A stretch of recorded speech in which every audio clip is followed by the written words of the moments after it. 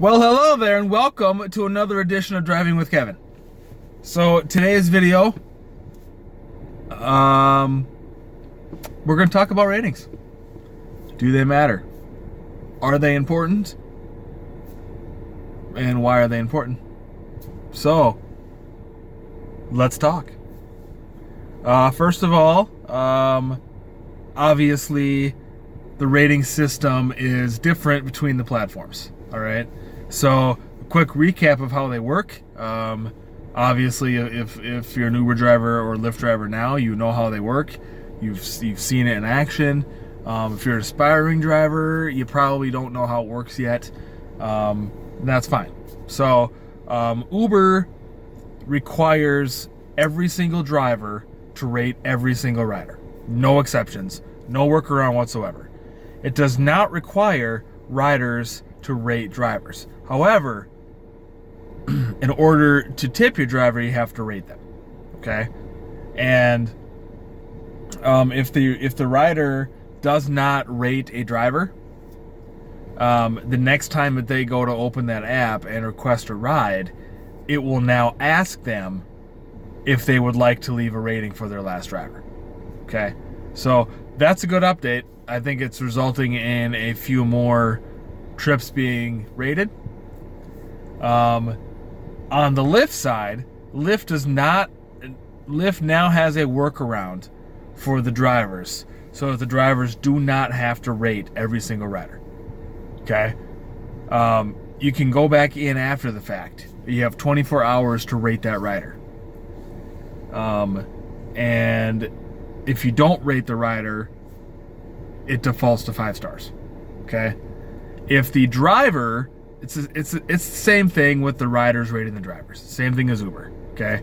They have, I think, up to 30 days to rate and tip that driver. Okay?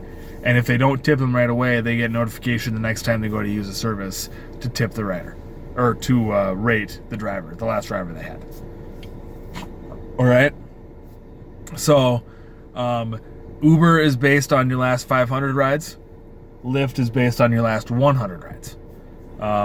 So for Uber, it is very, very difficult to move that rating.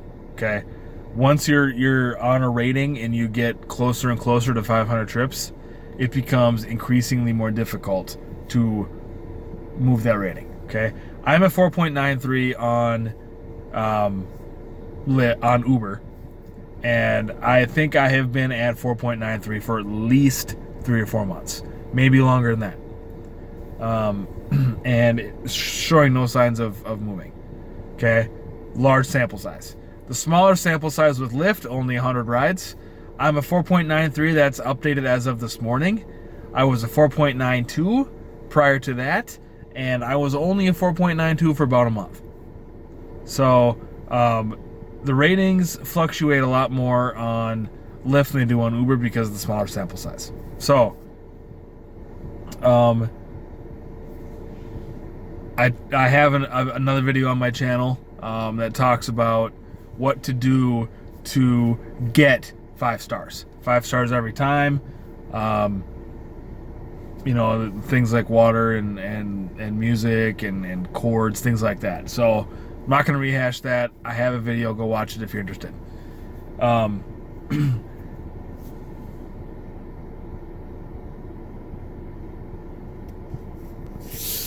Are ratings all that important? The answer to that is no. They really aren't that important. The only thing that you need to remember about your rating is it needs to stay above a 4.6. That's on both platforms, Uber and Lyft. Actually, I think Lyft tells you 4.7 is the cutoff, but maybe it is 4.6. I can't remember. In any regard, you need to stay above a 4.6. Okay, if you drop below a 4.6, you are running the risk of deactivation. Okay, and I say run the risk because those are the wordage that Uber and Lyft both use. You're running the risk. Okay, they don't tell you they're going to deactivate you if you don't get your rating up. They say you're running the risk.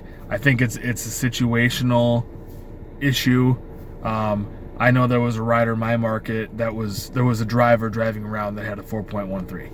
I don't know how he was still driving, but he was. I don't think he drives anymore for obvious reasons. But it's all situational.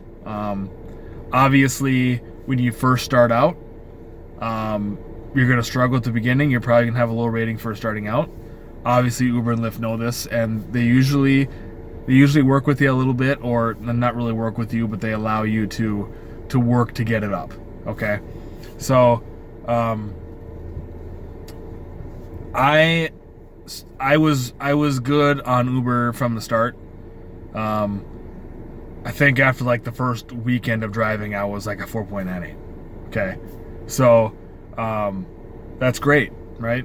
Actually, I think it was a 5.0 until like the first, like a third week or something like that, something crazy. But on Lyft, I started out at a 4.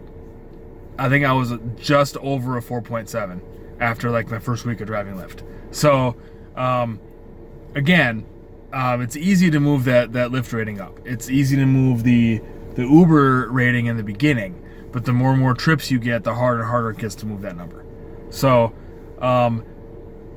outside of that, guys, outside of making sure you're not running the risk of deactivation, your ratings really don't matter. You know, they don't. And I see a lot of things online about riders or drivers being concerned about their rating. Okay, you don't need to be concerned about your rating unless you are down to a 4.7 or a 4.6 and you're in danger of being deactivated. Your rating doesn't matter. You don't really have to worry about your rating. What I will tell you, okay, is that your rating and your acceptance rate can affect rides. And the reason why I say that is because it is my understanding, I haven't actually personally seen it in action, but it's my understanding that if you are in a group of if you are around a bunch of other drivers, like if you're in the same area as a bunch of other drivers and you're just parked waiting for a ride, okay, what determines who gets the next ping, okay, generally it's the closest driver. But if you have a group of drivers all in the same spot, okay, then it doesn't matter who gets that ping. The guy who would get that ping would be the guy with the highest rating. Obviously, Uber and Lyft want the best experience possible for that rider, so they're going to pull the driver that provides the best service. So another incentive to kind of keep that rating up. Acceptance rate factors into that too, because they want a driver that's going to accept the ride. So my last and final piece of information on this topic, I'm losing daylight here. It's getting darker and darker, and it's getting harder to see me. So it's 9 o'clock at night. So the last piece of information that I want to share is I've heard rumblings, and it's got to be true if I've heard it, that Uber is working on a technology that will allow riders to essentially filter the drivers that get the ping when they're accepting a ride. And they'll be able to do this based on rating. Okay, so they can enter in similar to Maestro. So like Maestro, drivers can filter ride requests based on the rider's rating. Okay, you don't want a rider that's lower than a 4.6 or whatever the case may be.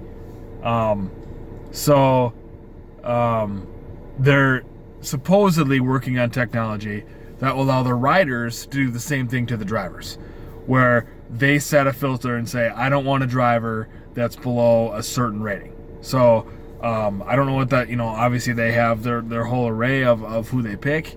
Doesn't allow them to personally pick the driver. It just only pings drivers that are above a certain rating. So another reason to keep that rating up as high as possible. So again, I have a video on my channel. I might link it here in the description. I will probably will.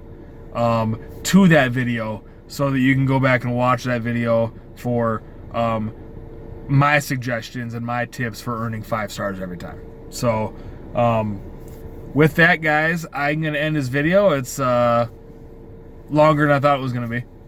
So This video will come out on Friday. In filling the absence that would normally be my live stream. So, as I said before, I am going out of town this weekend. I will not be driving. There'll be no live stream.